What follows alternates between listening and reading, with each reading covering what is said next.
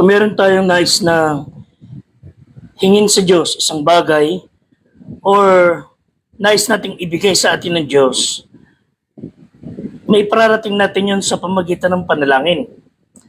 And kung paano natin makumbinsi ang Diyos, that is how we would like to discuss ngayong hapon, sapagkat wala hong ibang paraan para tayo ay mapakinggan ng Diyos kundi sa pamamagitan ng isang team, seryoso, at tunay na may kaugnayang panalangin natin sa Kanya, sa Diyos, tayo bilang Kanyang anak. Nais ko pong bahagi sa atin ang pag-aaral tungkol sa Unleash the Power of Prayer. Magandang araw sa inyo lahat. Ito po yung lingkod, Fred de Guzman, ang life coach ng Squad 240. At ang kapiling po natin ngayon, ang ating mga butihing kapulisan ng Santa Maria, Bulacan. Ganyan din po ang mga kapatiran natin sa iba-ibang lugar dito sa bansa at ganyan din sa labas ng bansa. We'd like to hear your comments, your prayer requests. Of course, ipanalangin niyo pong patuloy ang aming Squad 240 ng PNP Santa Maria. Patungkol po sa ating pinag-uusapang panalangin, when we talk about prayer, it's an expression of our faith. Pagpapahayag nating pagtitiwala sa Diyos at I believe anuman pong relihiyon ang kinaaniban ng sinuman, it's just a matter of asking the one whom we trust, and that is called prayer. Pero sa ating punto ng mga Kristiyano, panalangin po is napalaking bahagi ng ating pagiging anak ng Diyos. Ang sabi sa Efesos 6:18, magsipanalangin kayo sa espiritu ng lahat ng panalangin at daing sa buong panahon. Magpuyat sa buong katiyagaan at daing na patungkol sa lahat ng mga banal. So we are encouraged to pray with regards to our needs and also pray for others. So this is not just a topic of a religious sounding discussion, kundi matutunan po natin na with all honest to goodness na usapan, hindi man po tayo makaluhod lagi sa ating mananalangin, hindi man po tayo makapaglakad ng nakaluhod pamula sa dulo. Ang panalangin po ay hindi ho isang ritual o isang itinakdang mga kilos na dapat mo sundin to 1, 2, 3, 4, kundi ang pakikipag-usap po sa Diyos ay mula sa puso. Let's learn how to unleash the power of prayer ayon sa kasulatan. Nung panahon po ni Kristo, nung siya nasa lupa pa, napakarami mga religious leader, the synagogue, like the Pharisees, Sadducees, scribes, and naniniwala sila sa panalangin. In fact, mas matindi pa silang manalangin kaysa sa atin. May mga kasabihan sila na they who pray in his house surrounds the house with a wall that is stronger than iron. Ang problema lang talaga ho, yung kanilang tinatawagan hindi ang tunay na Diyos. Sapagkat mayroong dahilan kung bakit gano'n ang ating naituring, sapagkat they would pray with package plan, with dispense routine, religious statements. Mga kapatid, ang panalangin po changed from the privilege nangyari to an obligation. Those were the days where the prayer from pleasure in God's presence to a man-made requirements. So nawala ng value ang kahulugan ng pananalangin. It collapsed into a insignificant routine na kilala sa isang open hypocrisy, meaningless terms, coupled with judgmental spirit, and prayer hits its kid, tumigil. Hindi po tinutugon ng Diyos, manapay ang Diyos iniinsulto the way some people pray because it's with hypocrisy. Inakala ng mga tao noon with high-sounding words, with memorize statements, God would hear them. But sa Mount of Sermon on the Mount ni Cristo, He made 3 strong statements that He suggests as plan to follow if we would want to unleash the power of prayer. In Matthew chapter 6, 1 to 2, and then following, pinakikita rito na ang panalangin po na tinutugon ng Diyos, it should not be hypocritical.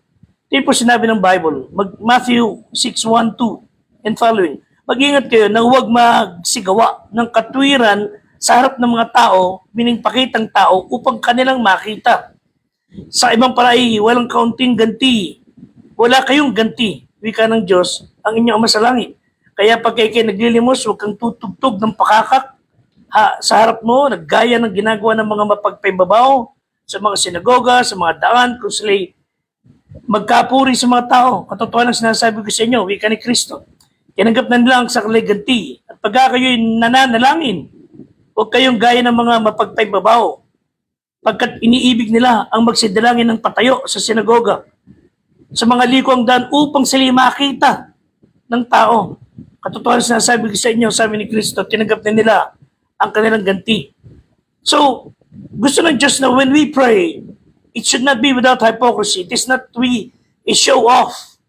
Hindi para makita nila kung gaano kakagaling at kabanal manalangin.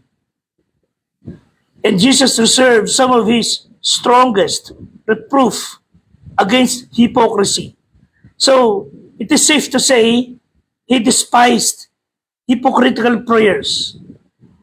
The comment He repeats for emphasis is para doon sa mga tao who do their thing, prayer, religious activity, pagsimba-simba, na pakitang tao. Ayaw po ni Diyos ng ganoon. Because they would receive their reward dito pa lang sa lupa. Reward ng papuri ng tao. Hindi parangal ng Diyos. So He makes it clear, there will be nothing gained. There will be no reward from Him. Kaysa pakitang tao, sabi ni Kristo, Matthew 6 verse 6, pag kayo mananalangin, pumasok ka sa iyong silid, at kung mailapat mo na yung pinto, manalangin ka sa iyong Ama na nasa lihim, at ang iyong Ama na nakikita ka sa lihim, gagantihan ka. So that's not, of course, when we pray privately, talagang dapat ang Diyos naluluwa natin. Hindi para ipakita ng tao. And when we pray publicly, hindi para, kasi may iwasan when you're praying in church or sa isang gathering, hindi ka magpe-pray, pipili ka ng words to impress others. So, prayer is never something we do to be seen.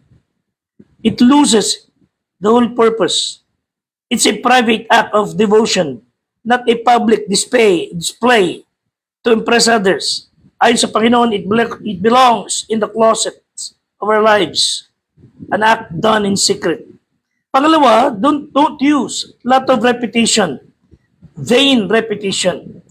Matthew 6:7-8, sa pananalangin nga ninyo, huwag niyong gagamitin ang walang kabuluhang paulit-ulit na gaya ng ginagawa ng mga hintil. Pagkat iniisip nilang dahil sa kanilang maraming kasasalita, ditingin sila. Huwag kayong magsigaya sa kanila pagkat talastas ng inyong Ama ang mga bagay na inyong kinakailangan bago pa inyong hingin. So alam ng Diyos kung ano kailangan natin. Alam ng Diyos kung sino tayo. Kaya lang walang dahilan na isipin natin to connect with Him requires special, excessive words repeatedly. So to be more specific, noon po at ngayon, mas kailangan nating mag-pray mula sa puso. Sincere. Not with meaningless, repetitious words.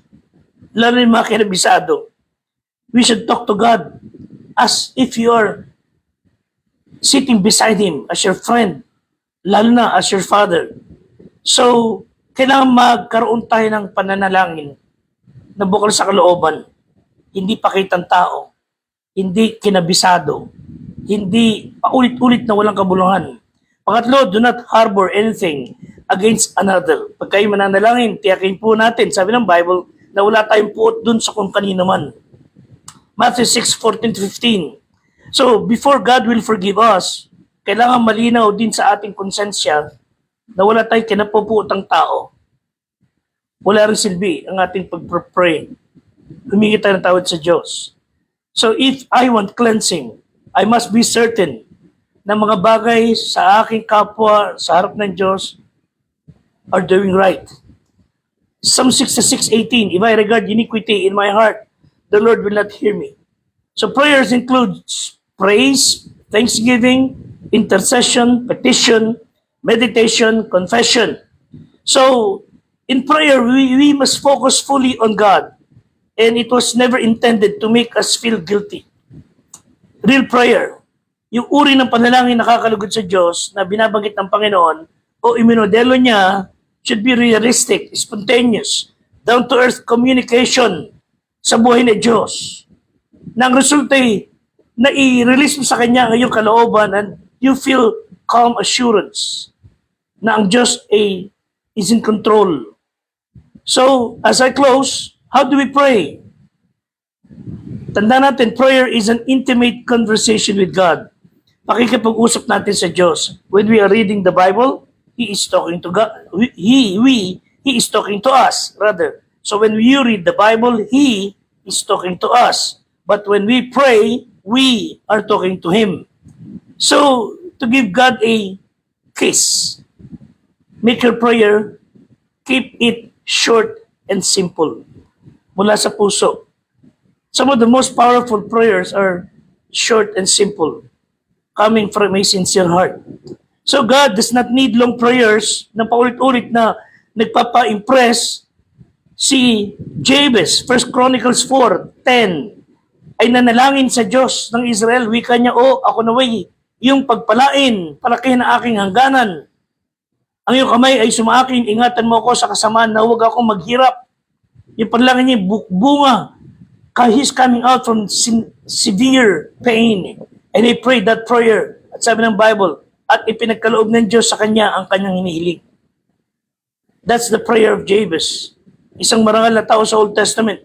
Short but powerful. Asking God's blessing, generous provision, favor, protection. Hindi lamang tanda natin, your prayer should be an intimate conversation with God. Pangalawa, when in doubt as to what God would hear from us, huwag ho tayong matakot na ibahagi, ipaalam, ipahayag sa Kanya ang nais nating sabihin. Pero, of course, ang ating panalangin should be, unay, andun ang pasasalamat, pag-iingat sa atin, papuri sa Kanyang pangalan, sa Kanyang kabutihan, and we should ask forgiveness sa ating ginawang hindi tama, and we should open our hearts and submit to His will. So that means, acronym, pray, praise, repent, ask, yield. Pwede nyo gawin guide yan. Pangalawa yung acts, ACTS. You should start with adoration, confession, thanksgiving, supplication. Mga guide na pwede nyong gamitin pag nananalangin tayo kasama ang Diyos. A powerful prayer begins with pasasalamat sa Panginoon. Lagi mula sa puso for His protection for another day, for our families. And then, you must proceed with your prayers. So, sa ating pananalangin, learn to be yielding, submissive. Pagka nagpasakop tayo sa Kanyang kalooban, whatever His answer to our prayer, maybe it's going to be yes, no, or wait. Dapat sabihin natin, Panginoon, kalooban mo masunod. 1 John 5:14 and 15. At ito ang ating pagkakatiwala sa Kanya na kung tayo humingi ng anumang bagay, ayon sa Kanyang kalooban, dinidig niya tayo. Pag dinig niya tayo, nasa atin na ang tugon sa ating panalangin. So, thirdly, give yourself a push. Another acronym, push means pray until something happens. Huwag yung tigilan mag-pray. Hindi yung, "Oh Lord, pingin ito na." Ay mo, wag. Hindi yung ganun. Walang kasinsilidad doon. So in this age of instant communication and the impatient na ang tao, para bang ang gusto natin kagad instantly sinasagot tayo ng Diyos. Pero nga nag-pray, Panginoon sabi niya, "Lord, please give me patience. Give me patience. And I want it now." So, paano tutuloy ng Diyos yun? There was an instance in the Bible wherein yung babae na nalangin persistent, walang tigil, persevering. Luke 18, 1-5. Meron isang babae lumapit sa judge and she experienced injustice, and then yung judge na lapitan niya, hindi natatakot sa Diyos, nor respecting any person, sobrang babagsik. But the widow in that city kept on coming, walang tigil siyang nilalapitan, kinukulit siya, give me justice against my adversaries. Give me justice. Umpisa, ayaw ng judge, wala siyang panahon. Afterwards, ang bira, sabi niya, hindi ako natatakot sa Diyos, no, wala akong respeto kanina naman, pero itong babaeng to, she kept on bothering me, I will give her justice. And so, tinulungan siya. Ang ibig sabihin ng dito ng illustration ng Panginoon, let's keep on praying. Be persistent. Magpursige tayong ilapit sa Diyos. Yung bagay na alam natin na dapat maganap at kailangan mangyari. And Jesus turned their attention ng mga alagad by telling them another story. Kung saan sa Luke 11:5-8, isang kaibigang naglakbay ng malayo, alanganing oras dumating sa bahay ng kanyang kaibigan. At nadama niya na kailangan niya ng pagkain. So, customary nila ron na kailangan tulungan, parang Pilipino. And then, sabi niya, diyan ka muna, natsempuan mong walang-wala ako, pero gagawa akong paraan, diyan ka lang, pahinga ka lang sandali. And alanganing oras ng gabi, tumayo siya at he kept on knocking on neighbors, and sabi niya, could you lend me 3 pieces of bread? May kaibigan akong dumating, kailangan ko siyang pakainin. At sabi ng mga tao, di mo ba alam, saradong pinto namin, tulog na kami, nang aabala. Pagod na yung mga tao rito. So, but he kept on knocking on doors, walking to all the neighbors. Alam nyo, hanggang sa makakasumpong siya ng tutulong.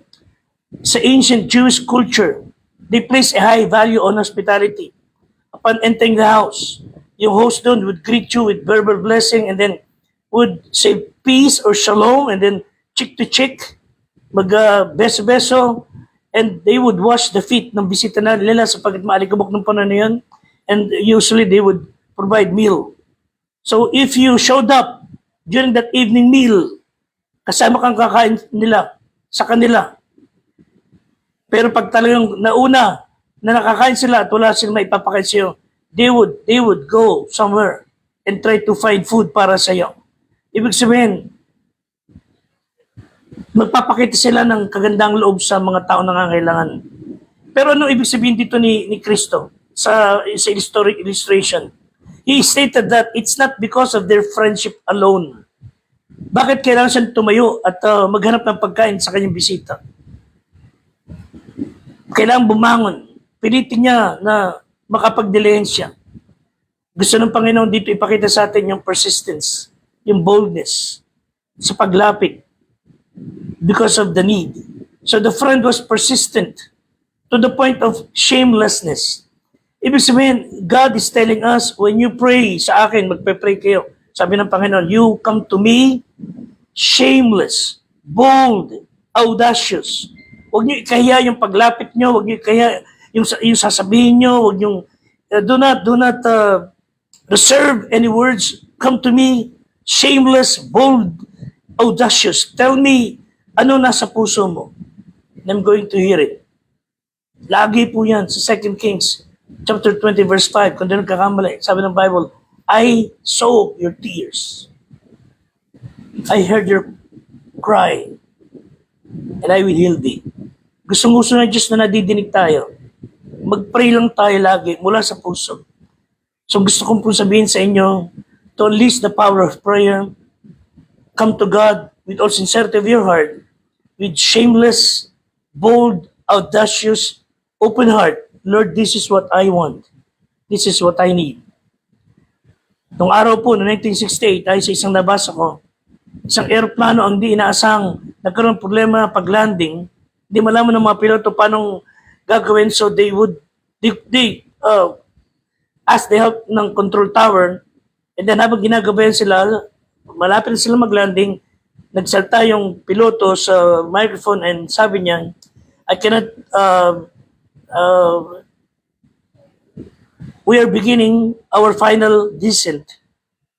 At this moment, in accordance to the International Aviation Codes established at Geneva, it is my obligation to inform you that if you believe in God, you should start praying.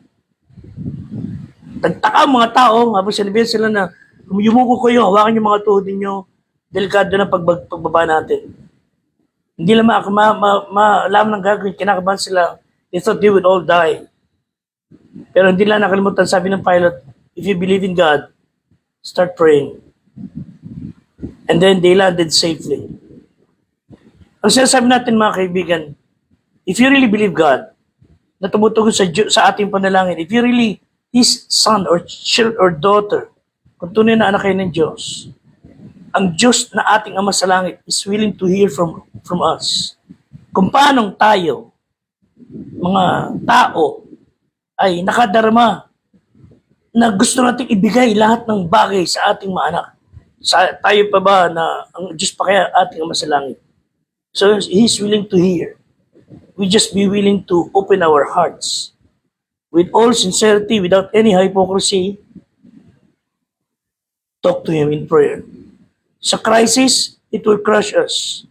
And in crushing, sometimes it refines us, it purifies us. Let me close with this.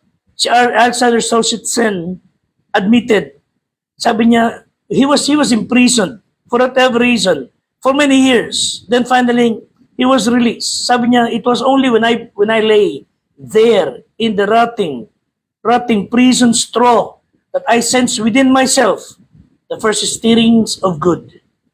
So bless you, prison, for having been in my life. The crisis in our lives, though crushing us or breaking us, sometimes such incident purifies us, refines us.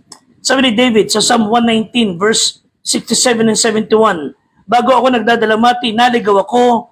Ngayon, tinutupad ko yung salita. Mabuti sa akin na ako'y napighati upang aking matutunan ang mga palatuntunan mo. Sabi niya, it's better that I learn these miseries because natutunan ko ang dapat kong gawin. So after crisis crushes us, God is willing to step in to comfort and to teach us. Tulungan tayo ng Diyos. As I close with these verses, John 14:14, and 16:24, kung kayo magsisihingi ng anuman sa pangalan ko, iyon ang aking gagawin. Hanggang ngayon, wala pa kayong hinihinging anuman sa pangalan ko. Kayo magsihingi at kayo tatanggap upang malubos ang inyong kagalakan. Pagpalain ng Panginoon Diyos sa ating mga buhay. And may God give us peace. Please continue to pray for our Squad 240. Sa panguna ni Patrolman Reginald de la Cruz, Patrolman Francis Lloyd Legardo, Police Staff Sergeant Adio Burgess, Police Master Sergeant Fernando Datig, Police Master Sergeant Rudolph Cesar Ramos, Police Master Sergeant Ryan Garcia, Police Senior Master Sergeant Will Ray Guillermo, Police Senior Master Sergeant Carlito Mendoza Jr., Police Executive Master Sergeant ang aming Assistant Squad Leader si Sir Joseph Aquino, and then of course pray for our Squad Leader si Police Major Romeo de Guzman. Salamat po sa inyo lahat and may God bless us all. Until next time, salamat po.